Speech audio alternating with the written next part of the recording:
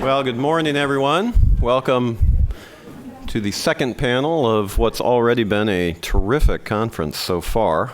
We'll be focusing on North American energy and opportunities for coordination and cooperation in this panel. But before I get going, let me first compliment the speakers that we've already had to this point. The conversation's been terrific. I'm based in Washington, and let me just say, this is not the type of a conversation we'd have in Washington for many reasons, but not the least of which is because it's informed by facts. It's spoken by people who are in the business and are actually deploying capital and are doing so based on market realities and not political theory. And it's also discussed by senior level executives who, frankly, in many cases, and appropriately so, executives stay far away from Washington and send their army of lobbyists and other people to attack the city. So we are just delighted to have this opportunity to host this program along with the Baker Institute. We've worked with the Institute in the past. They're professional. They're just an outstanding partner, obviously. And we thank Ken and Tony with the Energy and Mexico Institutes for their leadership on these issues as well. Let me also thank Christian Gomez of my staff for his hard work on this panel and the discussion this morning and this afternoon. My name's Eric Farnsworth. I head the Washington office of the Council of the Americas. We're an organization that promotes the commercial and policy agenda across the Americas. But as we heard this morning, both from Ambassador Jirigian and from Rob Mosbacher and others, North America as a production platform is absolutely critical, not just for the well-being of the United States and our three countries, but also indeed for the hemisphere as a whole and for the global economy. And we are reminded of that again as Chinese leader Xi Jinping comes to Washington for his state visit tomorrow and also Friday. So I guess tomorrow is Friday, so tomorrow. But we are looking forward to that as well. But we're reminded of the importance of North America in terms of these overall issues. And energy has to be part of that discussion, as we've already heard and we're going to hear more of. And I think the first panel set the conditions and the reasons why that should be the case. And now we're going to talk a little bit in this panel about what are some of the obstacles. Sounds like a negative word. We heard about patience and optimism earlier. We're going to be patient and optimistic on this panel as well. But some of the things that need to be overcome, some of the issues that need to be addressed in order to realize this vision that we've all been talking about in terms of greater North American integration on the energy side. In North America, as all of you know, pipelines, rail, waterways, and transmission lines need upgrading. There are bottlenecks, there are obstacles, permits, contracts, politics, of course, enters in as well. And some of this simply requires political will at the supranational level and at the national level. And we've seen episodic efforts of the three leaders of North America to get together in the North America Leaders Summit process, the last one having been last year in Toluca. This, in my view, should be an annual process. The next meeting will be in Canada, most likely in the coming year. But with these issues, with the meeting of leaders come political will, come political motivation, and things tend to get done. There are also institutions, multilateral institutions, some that are represented here today and on this panel, who can play a very important role. Of course, the World Bank, the Inter-American Development Bank, and we'll be hearing from the North American Development Bank as well to provide some of the financing for some of the gaps that might occur that we heard a little bit about this morning as well.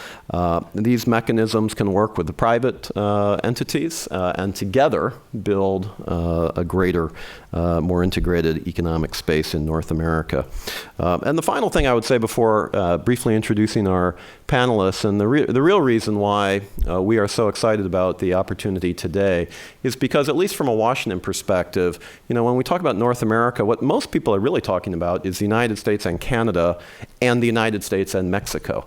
But they don't really talk about North America as an integrated economic space.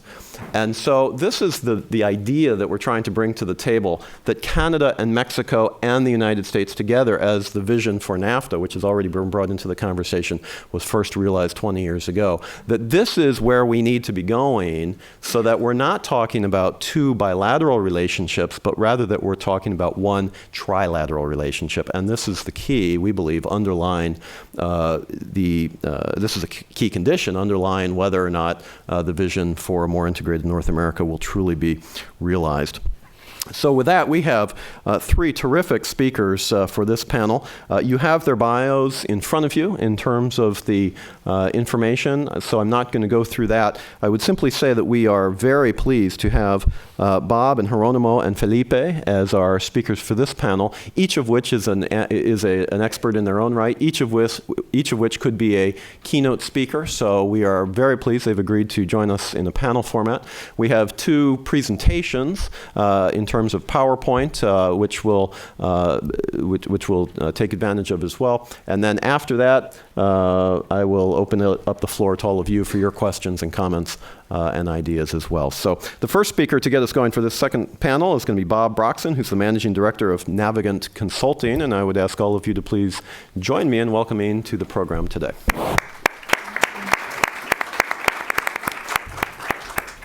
Well, thank you very much. Thanks to the Baker Institute. Thank you to you, Eric, for the introduction, and I look forward to this.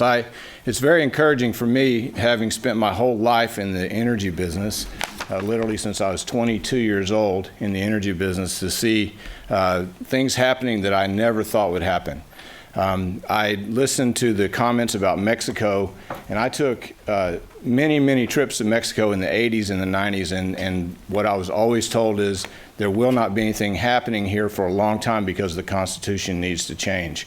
I am so gratified to see that happening because there has been that relationship as one country with the one in the middle as opposed to all three together, which kind of goes against the agreement that we had with NAFTA.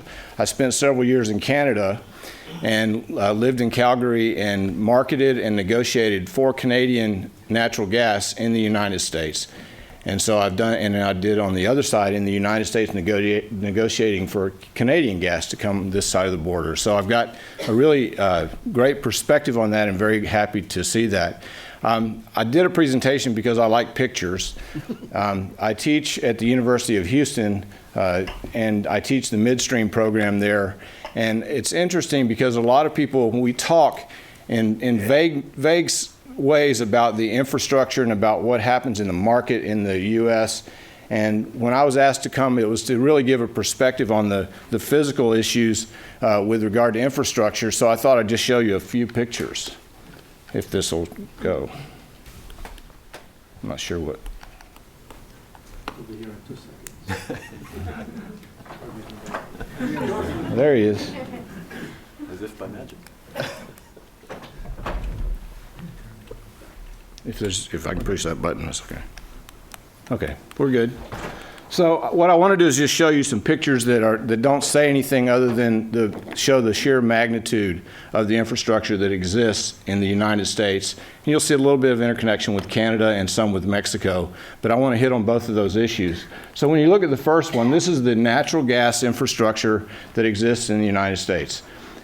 Without a doubt, the most integrated network of pipelines in the world. If you go and look around the world at pipeline systems, you will not find anything like this. Well, I'll flip the slide and I'll show you the crude infrastructure for the United States, which again is not like any crude infrastructure that exists in the world. The issue that we're facing today, and I'll talk about this a little more, is you'll see a lot of gaps. And our largest, I can't tell if this is going to work or not. Yeah. So our largest new production area is in the Bakken for crude oil, and you'll notice there's very little infrastructure that exists there. When you look at, I did it again.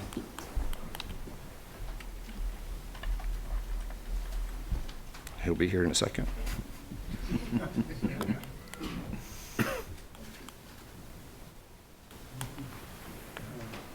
Not sure what happened. Here we go. Might just stay right here and we'll be fine. We'll just go that way? Okay. So this is the refined products and liquids pipelines that exist in the United States. If you laid all of that on top of each other, you virtually have covered the continent, or our part of the continent, in natural gas, oil, and liquids products pipelines. But we have some problems. And the problems are that our new discoveries are not near these pipeline facilities. They're not near where the infrastructure needs to be. in order to move them to market. And so I wanted to talk just very briefly about this issue. The picture on the right is really related to the production that we've seen take place as a result of the new natural gas discoveries. As an old gas guy, I hate the use of the terminology shale production. I'll just tell you, because I think that for the natural gas industry, that was a marketing mistake. It's natural gas. It comes from a very tight formation. We just somehow have allowed someone to tack on that shale word in front of it. In my mind, I'd rather just think of it as we have an awful lot of natural gas. And that's probably the most important thing for us to know. But that still leaves us with quite a bit of a problem, because if you look, I'm not going to touch the pointer again because it'll mess up the slides. But if you look up to the northeastern part of the U.S., that's the Marcellus.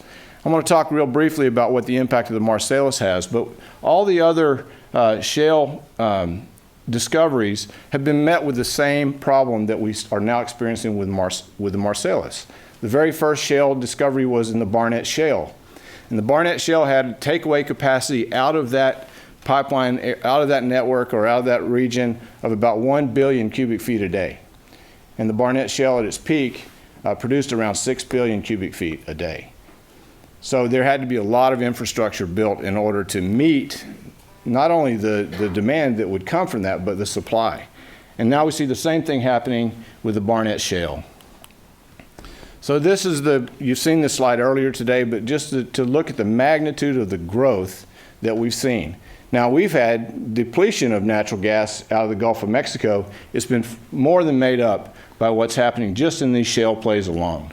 So up to 40 BCF a day of gas that will come out of the shale plays. That creates a lot of opportunity, but right now it creates a lot of heartache, including having a $2.50 gas price.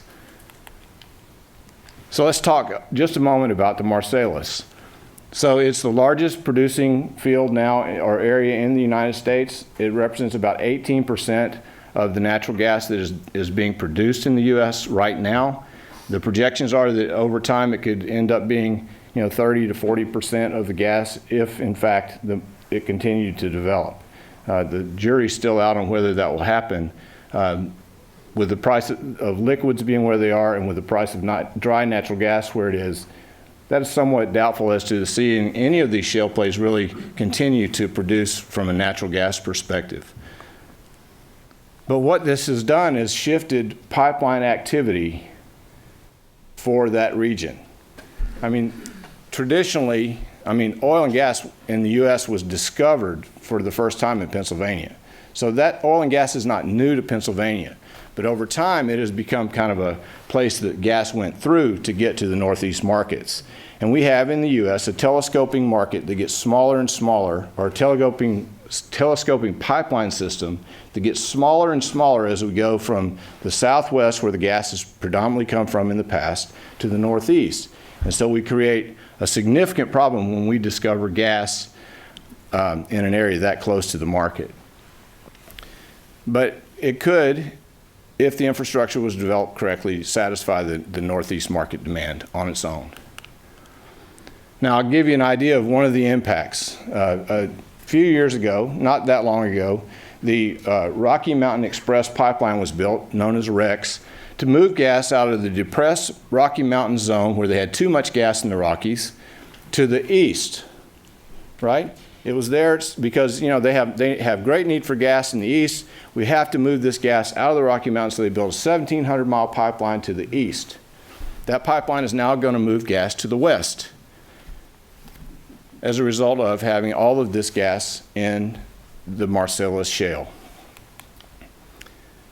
As a result of that, what we're seeing in all of the discoveries that we've seen, not just the Marcellus but the others, what we're seeing is a lot of movement or change in the movements of natural gas across the continent.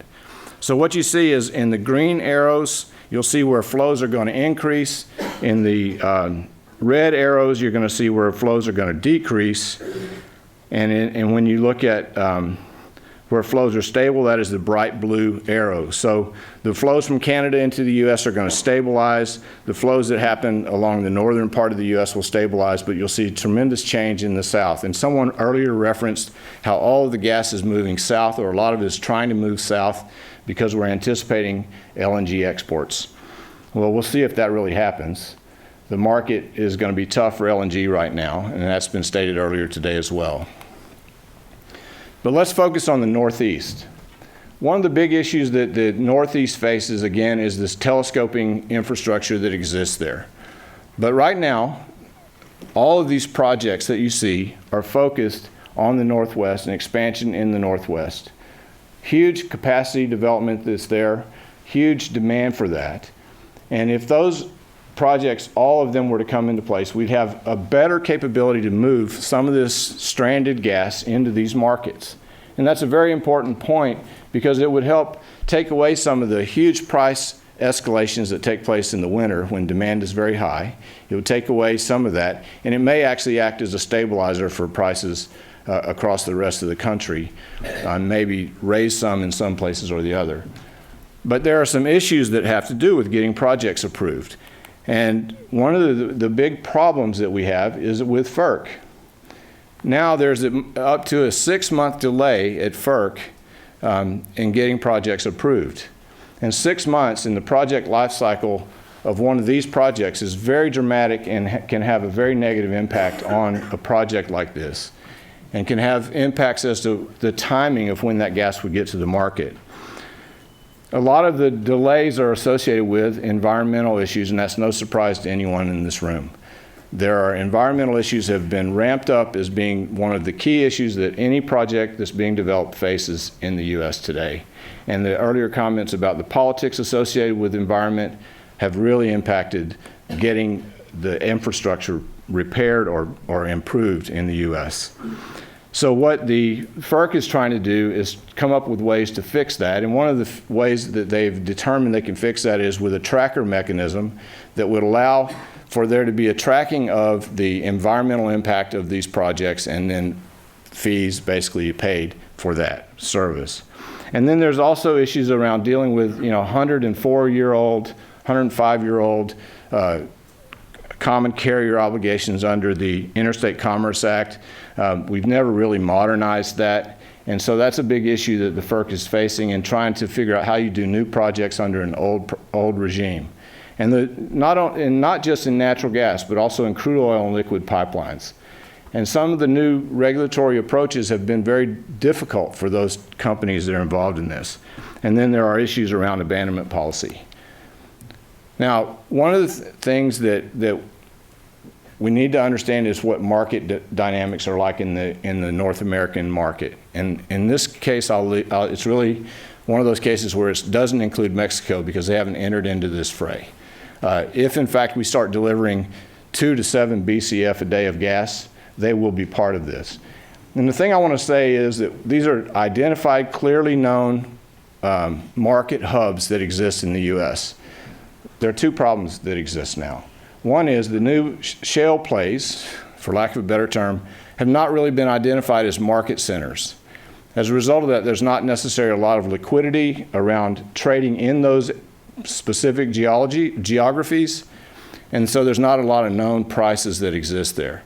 When these market hubs were developed, really took place in the 80s to 90s when the market opened up for natural gas generally in the U.S., and the market quickly came together to identify places where they could trade and where they could identify prices so they'd have price transparency.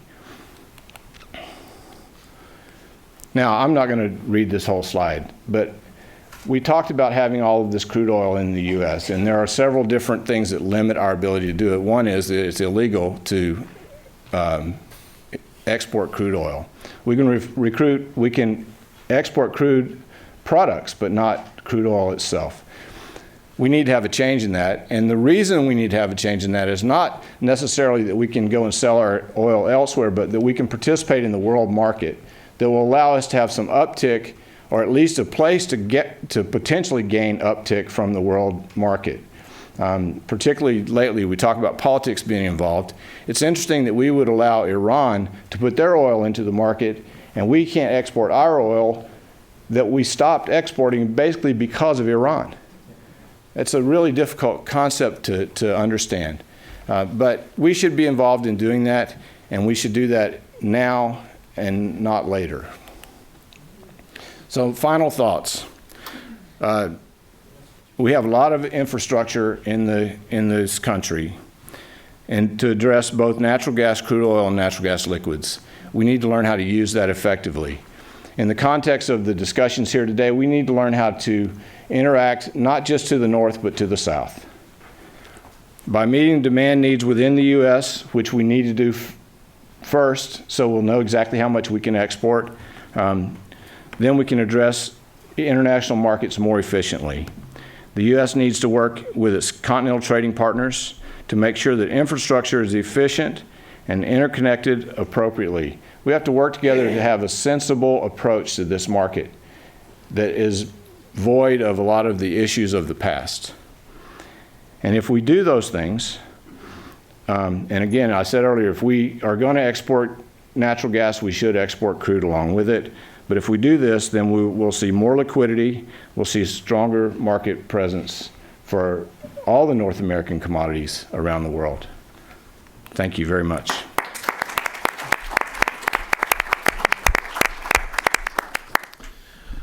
Bob, thank you for getting us going in such a terrific way. We're going to move now to Jeronimo Gutierrez. Jeronimo? Thank you, Eric, very much. Let me just very quickly thank the Baker Institute for the invitation to join in today.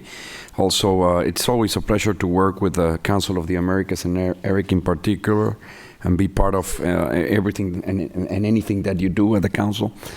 And also, it's an honor to share this panel with my colleagues left and right, Mr. Broxson and Felipe.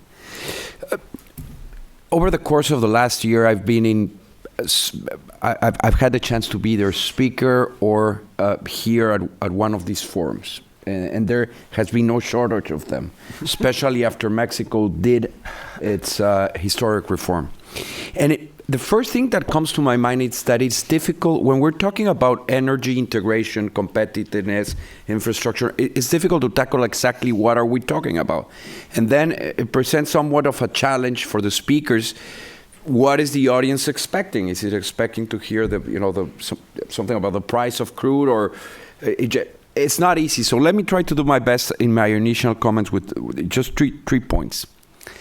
The first one is that there is a general consensus, or if not consensus, at least a thought of thinking that has gained traction, especially over the past years, that the economic ties between Canada, Mexico, and the United States are no longer solely about trade and investment flows, but they're about joint production. And it's an important change, meaning we are here to produce things in North America, to service the North American market, but also to try to export elsewhere.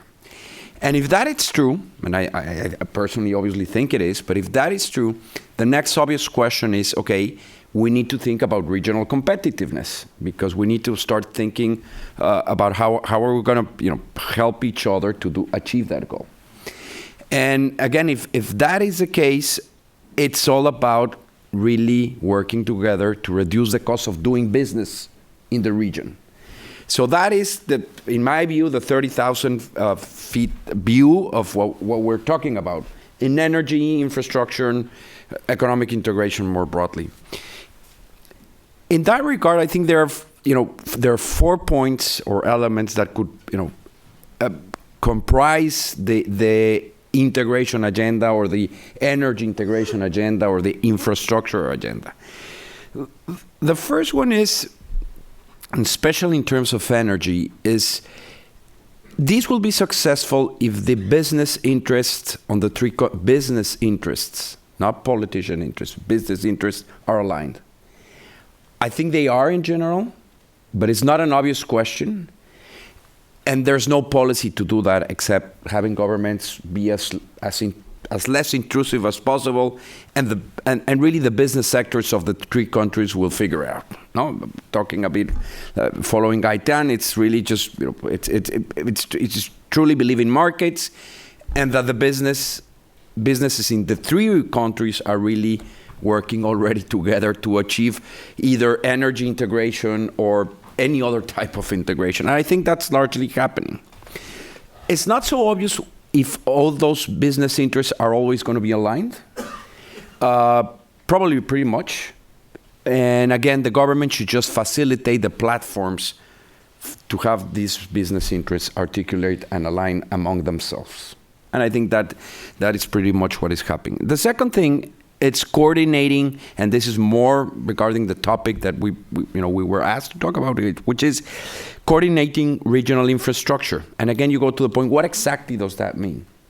And it's also not obvious. I think there are some clear opportunities, possibilities, and things that are actually going on. Natural gas, integration of pipelines throughout North America, that is already occurring. It's perhaps the greatest opportunity or the most immediate one. We see Los Ramones, it was mentioned by a gentleman earlier, by Mr. Samit. That is already occurring. And that is, in that sense, energy integration is already taking place. But you can also talk about other aspects, ports. Are we going to have a certain coordinated port policy? The classic example is thinking about the port of LA, no? It's already saturated. Mexico could probably and should have a complementary role in the Baja California Peninsula. There's discussions on that. Is it really going to happen, and what is needed to happen? And it's not obvious also that the business interests of, private sector throughout the Pacific coast in the United States or Canada will be thrilled if, suddenly there's a huge new port in Michoacán or in Punta Colonel. It's not obvious unless they're part of that investment, and I think that's the key. It's no longer it's about having Canadians, Americans invest in those opportunities in Mexico and vice versa. Because if not, it will be more difficult to align the business interests. And you can talk about highways, these corridors that are, the fact that just here, I-35 goes from really Querétaro or Mexico City all the way to Winnipeg, Canada. What's the type of infrastructure that corridor should have? And water, which is what we're mostly involved in, and at the NatBank, it's going to be very important. Even for the energy sector, the link between water efficiency and the energy sector is huge, and it's often overstated. And as they say in Texas, the whiskey is for drinking, but water is for fighting. So water is going to be a serious issue among the three countries, and we need to start thinking about that. So there are a lot of points on infrastructure that we need to coordinate. What exactly means coordination? Does it mean being partners, co-financing the development of it, just coordinating? But it's not perfectly clear, and there's different types of examples. The borders is the third element, and and I know Felipe will talk about that a bit, but we need to have more efficient borders, and we need to have more efficient points of entry, and we can talk further about that, but the fact remains is that the ports of entry that we have throughout North America at the borders, in general, there's a consensus that they are obsolete. I don't think that's the case in all the points or anything like that, but it's fair to say that we need to have a better point of entry system throughout North America. And finally, the fourth element, and probably a very difficult one, already has been mentioned, is the environment. We need to coordinate. It's going to be difficult to achieve all that if we don't have at least a somewhat more shared vision about how are we going to deal with environmental issues. I, in particular, work in a bank that could be considered the first green bank ever created 20 years ago. And that doesn't mean that I don't believe that development, as it was said, should continue to go. And we need to find the ways in which that economic development, including fossil fuels, are done in a way that is consistent and each time probably more environmental friendly. So that's my first comment. Very quickly. The second comment has to do, we wouldn't be discussing about energy security or integration if it wasn't for Mexico's reform, or the discussion would be completely different. It would be a discussion this size versus this size in terms of potential. Some comments quickly about Mexico's reform. It's a wonderful reform. It took a lot of courage on the part of Mr. Peña Nieto's government to pull it through. I think they deserve a huge amount of credit. And mind you, I'm not of their party, but I do believe that it's really a game changer. It's really historic. timing was not perfect. I mean, it was, bad luck.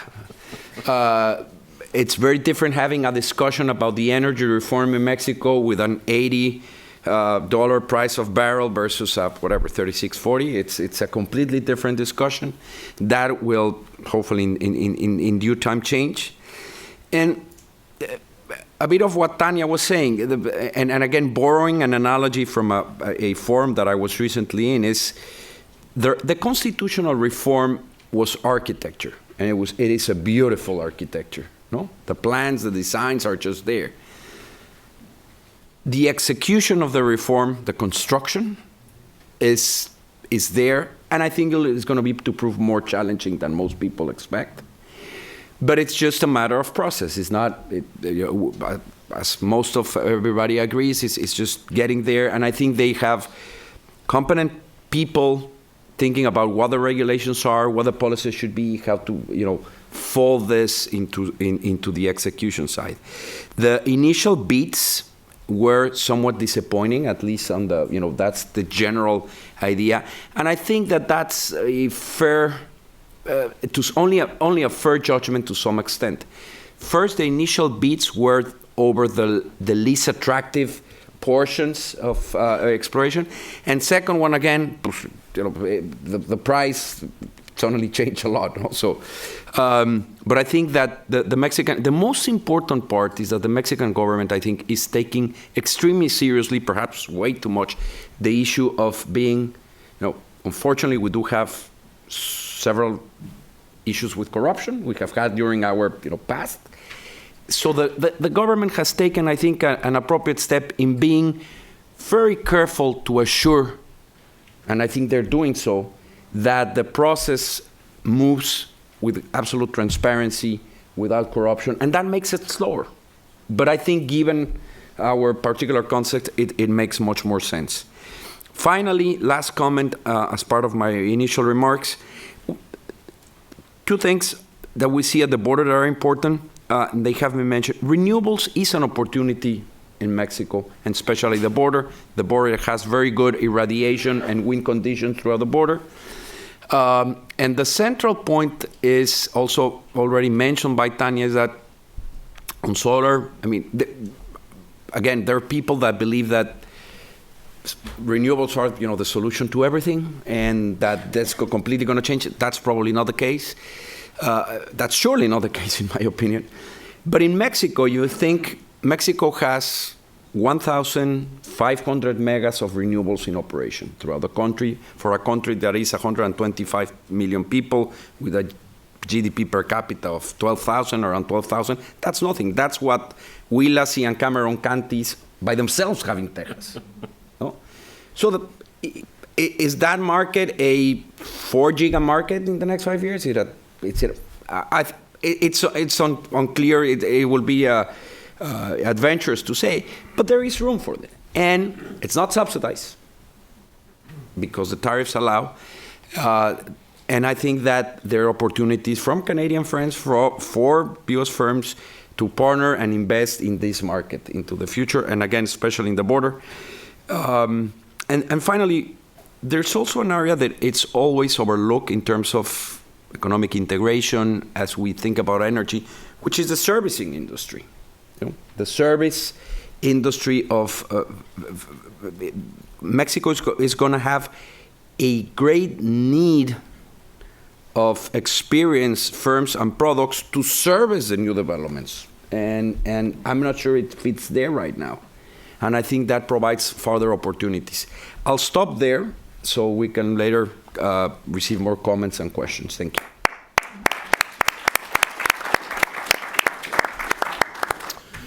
Outstanding comments. Thank you very much, Geronimo, for addressing those points. And now we go to Felipe Ochoa. Felipe?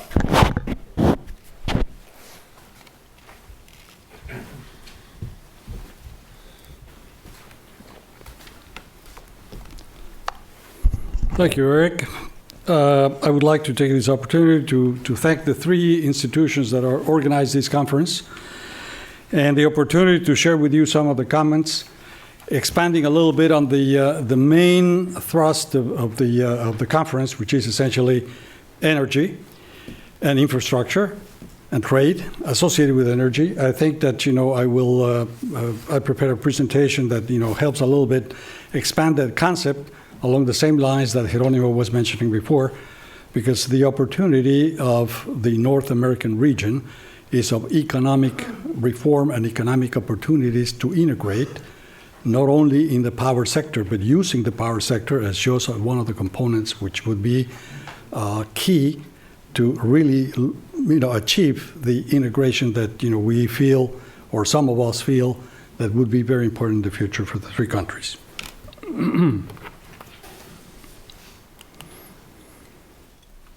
Again?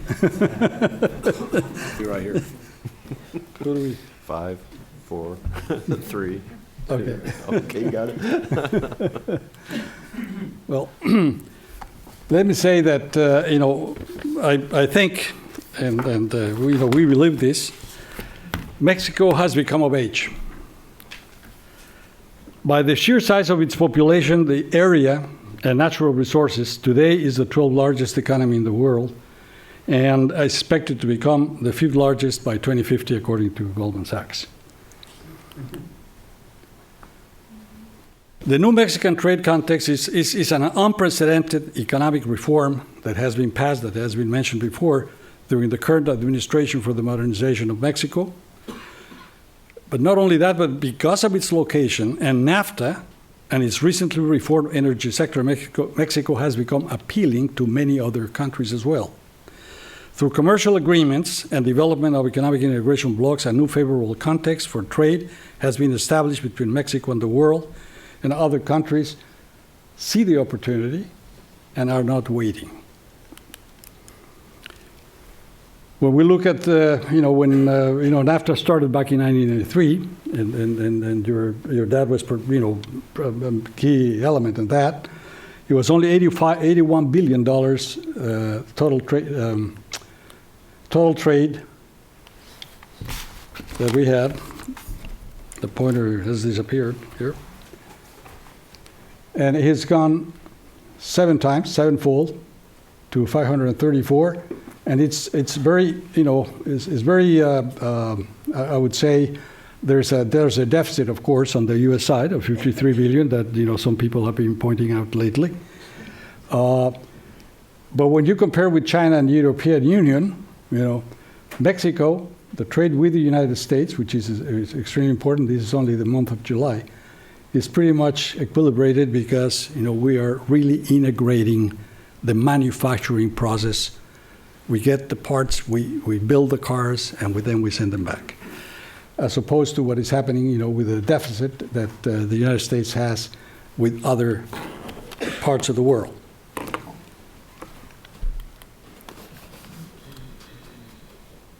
Mexico has become a part of the world fabric, has emerged as part of the globalization of economic production. Energy will be an element very important. Mexico's Latin American second largest economy has become a powerful exporter. Mexico has become the preferred center of manufacturing and is expected to, by 2020, be exporting about 5 million cars, which would be the 4th largest exporter of cars in the world. One of the things that has happened in the past, probably 10, 15 years, that, we have a new automotive corridor along the, as we call the BALIO, from Guadalajara and Aguascalientes. We have Nissan and Honda and GM and Volkswagen and Mazda and Honda plants. And in Querétaro, we have now the aerospace industry. We have more than 300 companies already established in Querétaro. So it's a corridor which will be very important in the future. And it's not only the power, but the power will be a very important element in the process.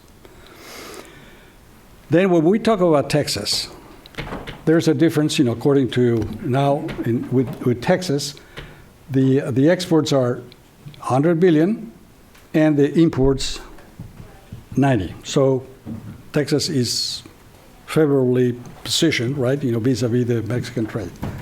And in the future, the planned expansion of natural gas pipelines for Texas, from Texas to Mexico, as has been pointed out by the previous speakers, will be extremely important. I would say that, of course, the energetic reform, the now sourcing, non-conventional oil in the case of the United States and the bituminous sands of Canada, essentially position a de facto, give us a position as a de facto global energy power supplier, which has been pointed out, in the past panel. And we have the opportunities are clear to commercial, a more integration of commercial market and increase regional competitiveness, lowering costs. What I think is that we need, if we're going to use those opportunities, we're going to have some implications on infrastructure. We need a regional vision, not only of energy infrastructure, but all of the components of infrastructure, if we're going to really obtain the results of this opportunity that has been identified. These are the components of the energy infrastructure in Mexico, which have been presented in the past. We have here analyzed the proven reserves of the three countries, which if you include the shale oil reserves, you go up to more than what Saudi Arabia has today, which essentially shows exactly that we are emerging as a special power. This is the infrastructure downstream and upstream of Pemex. And these are some of the guiding principles of the changes that we made to the institution. Now, if you're talking about investing in Mexico, you have to mitigate risks. And the way to do this, we know exactly. You have to have adequate selection of the legal entity, effective due diligence, detailed insightful business plan, continued commitment to high standards of corporate governance, and a creative hedging of exposures, just like we would have to do anywhere else. Why an energy bloc? Because in the light of the world competitive thrust from the Asian countries, mainly China and India, and the opportunity that was identified by this conference of the regional competitiveness and the superpower position of the North American region, we will have to really go on to an energy bloc.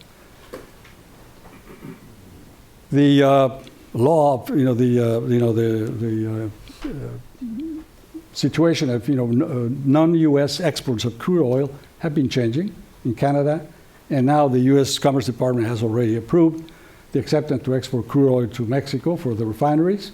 But we need a next step, the establishment of a joint regional planning process. My feeling is that we have to include energy infrastructure integration, but we have to do corresponding transportation infrastructure if you really want some specific results. As far as the infrastructure of, in this case, is Pemex still, right? This is the existing infrastructure. By 2018, a new connections, of course, right, mainly with Texas for natural gas will be included, and 2018 is part of the infrastructure program of the current administration. That's what we're expecting. Also, we have to have infrastructure in the border of Mexico and the United States, like Jeronimo was mentioning before. Yes, we've been doing something for his organization, for his bank, and we have realized that there's low effort on the border infrastructure. For 21 years the NAFTA has gone on, but we have not been able to improve as we need as the growth of the trade figures show. We haven't been able to facilitate regional trade. Border crossings projects have been growing, but not its implementation. And that's one of the things that has to be changed. The West Rail Bypass International Bridge that was inaugurated by our presidents, by the governor of Texas and our president, I believe, about a month ago, that only happened about 144 years after we had the final, the final crossing. And a binational process is needed to speed up the project implementation, which has been a consensus concept, with the NAT bank that is run by Jerónimo. Here's what we have. We have the number of border crossings. We have 53 in operation, but we have 138 projects for in existing crossings, and we have another 26 additional to 138 for new border crossing projects. But we haven't been able to implement them because we have the lack of of a standard process that has to be accepted by both countries, right? And that's essentially what the NAT Bank is trying to impress as the need to move on along the infrastructure of the border. In Mexico, we have a mandate, the National Plan of Development, which is to convert Mexico into a global logistic platform. We have a number of corridors that already have been established based on the Mexican concept, the Mexican needs. And what we're saying is that we have to expand our concept and see the whole region. We have new corridors that will have to be developed, and they start having a concept of, like, for example, this corridor that goes from Ojinaga to Topolobampo is essentially concentrating on giving an opportunity for Odessa to go to the Pacific before in the same distance, right? If you have to go to Corpus Christi or to Houston, and if you're talking about the Asian markets, of course, these multimodal corridors that you have to establish along the Gulf Coast, because that's where we have all the potential plays that will be bid in the next future. And then, of course, you have the Isthmus of Tehuantepec, which you will need a corridor, multi-corridor here, and more connection to Texas. Now, if we're going to plan infrastructure on a regional basis, including the North American region, we have to consider the drivers that could help. The TPP Accord will have to be considered as a very important element. The North American region energy potential that we've been discussing this morning, the new Cuban regional status that has to also be part of the whole thing, and in terms of the Mexican part, the automotive aerospace industry development that has taken place strongly, the Mexican National Development Plan mandate that establishes the need to develop a global logistic platform. The new Mexico City Airport project, will be a very important investment, the largest infrastructure investment in Mexico in the future, and the energy-based development of Mexico Isthmic Zone. Those components will have to be considered if we're going to think in terms of infrastructure, not only energy, and we have to have a concept that just gives an idea. We're going to have to include a circuit here, or a corridor, right, that goes along the Gulf.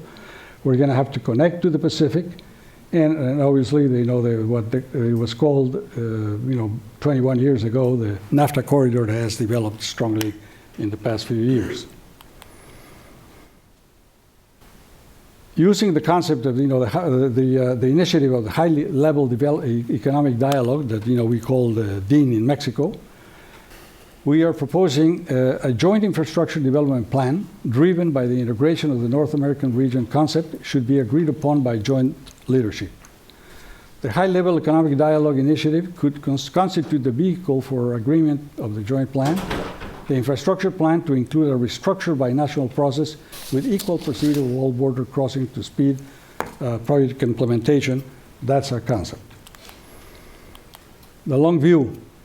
We have to think in terms of putting the United States, Canada, and Mexico as the North American region, and understanding that we're talking about a 20 trillion economy with 473 million people, and expecting a population by 2050 of 582. And we have to compare with China and India. These are GDP in current prices.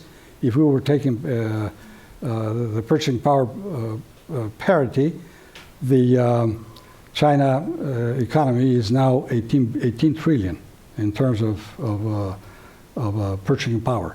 So they're closing in on the region. We need to consider them jointly and act accordingly. We have to think in terms of the new concept of President Xi of China. He has come up with the initiative of the One Belt, One Road, which is positioning the Asian countries, obviously, for trade internationally. They're thinking of the Great Global Highway Project. They're talking about a tunnel on the Bering Strait as opposed to a bridge. Not only that, but there are a number of initiatives. The Guatemalan land corridor, the interoceanic rail in Honduras, the Nicaragua Canal that has already been concessioned out. In three cases, those are Chinese interests, and the Panama Canal expansion, which is supposed to open by next year. We also have to think in terms of the long view of the market. The U.S. population, according to the Census Bureau, will be 571 million Americans by the end of this century. The Mexican population by the end of the century will be 180 million. The total 751. The Census Bureau assumes that the composition of that population will be between non-Hispanic Hispanics and Hispanic blacks. And if you take the Hispanics and you make the analysis for 2100, and you adopt the Mexican population in the region, we're going to have close to 49% of the total population will be that. Now, I'm going to finish in two slides, and I would like to say, number one, that one of the things that probably would have to think more clearly, if you look at the geographic centroid of Mexico, it's Houston. Texas, and in particular Houston, seems like the ideal driver and leading arm for a regional market integration. And I'm sure that you will follow on this concept pretty soon. So what do? We have a dilemma. We ignore the ties, or we go to convergence. One option is stay with a limited trade agreement, the NAFTA agreement that's been on for 21 years. We struggle to keep Mexicans at arm's length. We build walls, we construct barricades, we deploy border patrols, and let others take advantage of NAFTA, other countries. Or we establish a North American Union. We turn Mexico into the long run into an American partner. We embrace new invitation to think outside of the box. We legalize needed immigration flows, and we invest funds south of the border. For the infrastructure to be an effective growth driver in this concept of the North American region, I think that long-range infrastructure planning with a regional vision and shared leadership cannot be deferred. Thank you very much.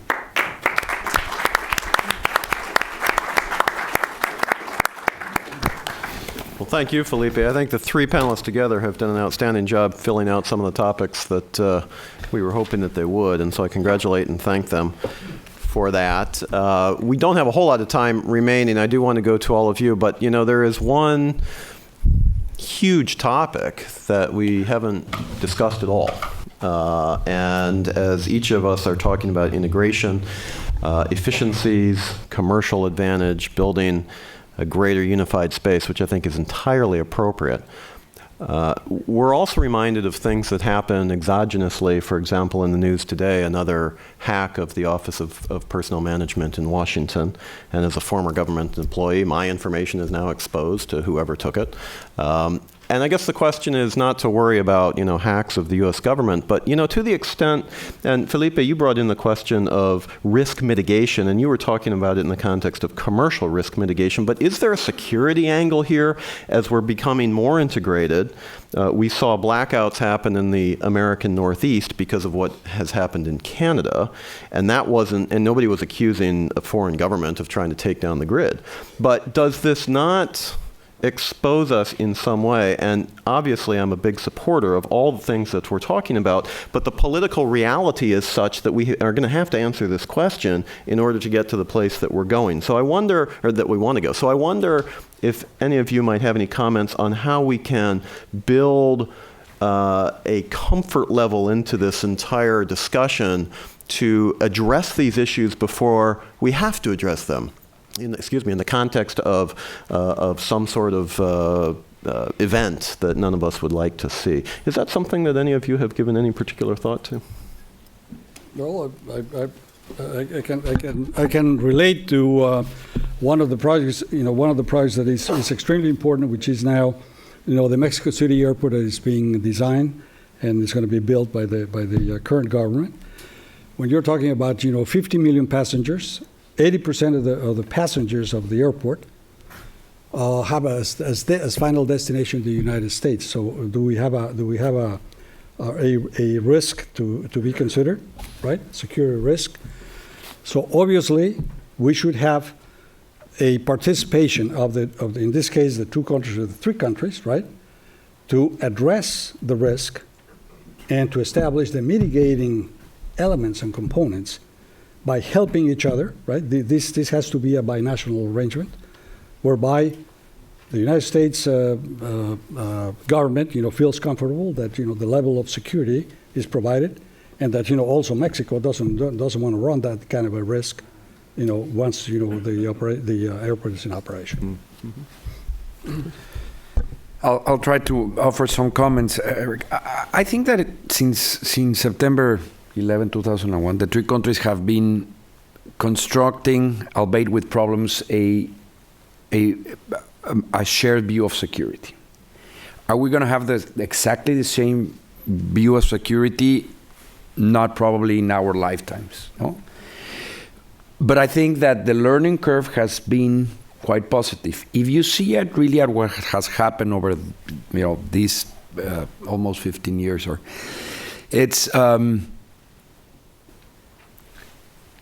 it's really a huge improvement in terms of cooperation between relevant security agencies of the three countries. And I'll give you very quick examples. One is, hopefully by the end of this year, we will have a binational airport in Tijuana and San Diego, which is going to imply that you can park your car in San Diego, cross to Tijuana, and take an international flight to Japan with security agencies on both sides working together for whatever they need to do. That project that has been discussed for the past 15 years, 20 years, and even 10 years ago it was thought about as crazy, is going to be a reality by the end of this year. The fact that Canada just recently agreed to establish a visa for Mexicans, and then it has been eliminated for a Mexican national that has a valid U.S. visa, the Canadian visa is no longer required. That 5 years ago would have been unacceptable for the three countries, or 6 years ago. I think that, so if you talk about cybersecurity, another important, I think there's a lot more going on and there's far more cooperation, and that's very positive. We need to, those who advocate for, greater economic integration, we need to be, I think, careful with two things. Explain what it really is and what it's not. Because if not, you spook people on the three countries internally, and that's not useful and doesn't help advance the agenda. So it has to be very clear. And these, largely what we have been talking about, is about making the cost of doing business in the region lower, because that way we can work together. And then we can continue to other things. And the second thing is taking seriously the fact that we do have shared security concerns. And let me give you planes, airports. Let me give you another example. The Baja California Peninsula largely depends, all of its water demand depends on the water that flows from the Colorado River into Mexico, and then through a aqueduct that goes up the Rumoroso and down. If there's a problem with that water, the whole peninsula is without. And it involves security on both sides. We have the shared dams, La Amistad y Falcón. So there's a lot of joint infrastructure that needs to be taken care together. So.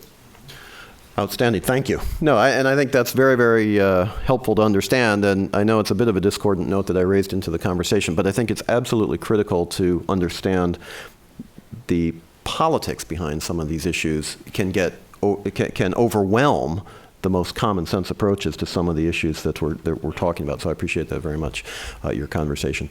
Let's open it to all of you for questions. We don't have a whole lot of time, but perhaps we can take 2 quick ones or maybe 3 really quick ones to the extent that you have questions for the panelists. We would be prepared to entertain those at this point. Yes, sir, way in the back. I've spent some time in Mexico City over the last year visiting meeting various stakeholders, energy stakeholders. And my take on the gas side is this. On the one hand, you have the Senegas taking over operation of the legacy gas pipeline system in Mexico from Pemex gas, and that process has taken longer than I think everyone thought it would. And on the other hand, you've got the CFE essentially backstopping all these new pipelines that are in the process of being built or will be built, primarily to serve gas-fired power plants in Mexico. What's not clear to me is that those 2 pipeline systems, whether they're going to be physically integrated on the one hand, and then on the other hand, whether they're going to be operationally integrated such that you have a central dispatch authority to dispatch gas across those 2 systems so that you have maximum utilization or efficiency of those 2 systems. And I wonder if the gentleman from Mexico would care to comment on that. Which one? The one on my right? The good-looking one. Yeah, probably Tanya's better apt to answer that question. To my knowledge, there won't be jointly regulated. That's not going to happen. But really, I think, Tanya, would you? I mean, I think it'll be a much more precise answer by her. No, but effectively, all of the gas pipelines that were previously owned by Pemex will be transferred to this new entity that's called the Senegas. The whole purpose of the existence of the Senegas is to ensure that there is open access in these pipelines, and that we have a secondary capacity market, and that we have transparent regulated rates. So the purpose is to allow access to third parties to the Senegas system. The other pipelines that are being anchored by CFE as a customer, but are being developed by private companies such as Innova, also have open access rules. So regardless of the fact that we have one large customer, which is CFE on those pipelines, we have the obligation to offer open access under the same terms that the Senegas is offering. We have the obligation to have a secondary capacity market, meaning it's a use it or lose it. We have to offer interruptible capacity, and we do have regulated rates. So the rules will be the same for, let's call it, the privately owned pipelines and the Senegas pipeline, and the purpose is to ensure open access to provide liquidity to the market and participation in the market to companies other than Pemex. But there still won't be a centralized dispatch. No.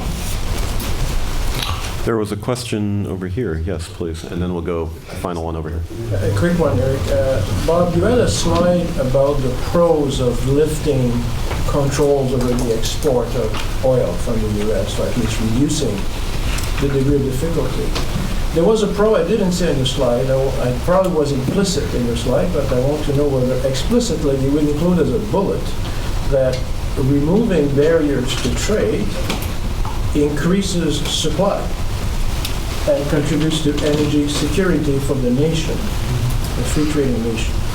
Well, so the best example that I can give of that is what happened in the U.S. market when the barriers to trade were lifted. When you had, one company basically owned everything from the wellhead all the way to the market. When that went away and other people were allowed to enter into the market itself, then you saw really more value created on both ends of the pipe. Thank you. And there was a question over on this side I thought I saw. If not, we'll give the last one to Tony. Yeah, please. Yeah, I think there is a component that we need to consider when it comes to North America. A lot of that interfacing that you were talking about, a lot of the ability, the interoperability of systems, infrastructure systems, whether airports, pipelines, and other infrastructure, rests on a very subjective concept, which is trust.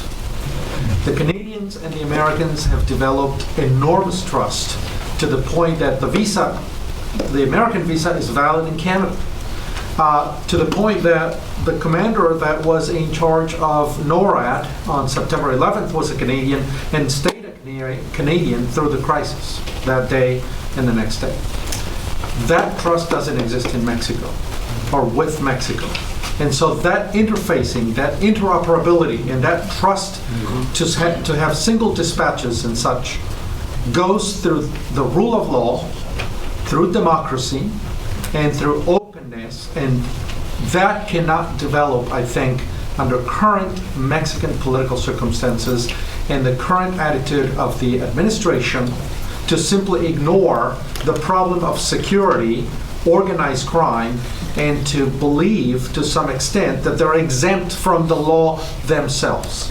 And so to me, we cannot and we will not be able to talk about those issues of trust and integration if we cannot get the Canadians and the Americans first to trust us Mexicans, and so then after that be able to sort of create the interoperable systems that we need in North America to really make it a true market. That's an interesting point. Any reaction? Sure. Perhaps I think you need to separate three things. Does Mexico have a rule of law problem? Yes, it does. I think it has to be stated clearly, beginning by the Mexicans. I'm not going to get into what exactly, but I do believe that there is sufficient consciousness about it in the political system, among society, NGOs, and trading partners, that will change for good, and it's evolving. Are we better than we were, 20 years ago? I have no doubt about it, at least in my view.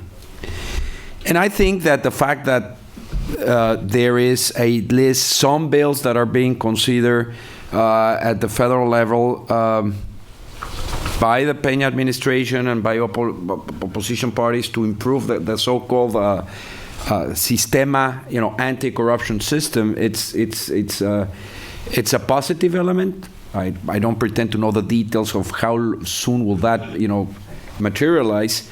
But yes, you're absolutely right. I think that that we do have that problem. Is it being addressed? I would differ from you, perhaps, in the sense that to say it's not being addressed. I think it is being addressed. I think it's being talked about it more openly, and I think that there is, not, I wouldn't say hope, because hope is not a strategy, but I think there's modest optimism that will continue to improve, as in my view it has. But yes, it's a problem. And that's different from trust among security agencies. And in particular, I think there's a lot of trust among security agents, and especially if you see that has clearly evolved over the last 20 years. There's much more trust. To your example, in fact, there are Mexicans now in North as an observers. We have Mexican officials from the UN Security Agency in El Paso, so we're getting there, and I think it's just a matter of being perseverant. But there's two differences. One is, yes, an overall rule of law problem. Just this week's Economist talks about this in Mexico. It's the central part of the article, and I think there's a quote there that says, rule of law, with rule of law, there's especially difficult the first 5 centuries, and they quote. sí, it's true, no? O sea, but I think there's room for optimism, no? Well, on that note, I think that's a great note to end. And before we thank our panelists, let me just remind us that our program will continue next door with the lunch. We have a terrific speaker as well, so we look forward to hearing from him. But with that in mind, ladies and gentlemen, what a terrific panel this was. And would you please join me in thanking each panelist for their Nosotros llevamos, ¿te gusta? 50 años juntos,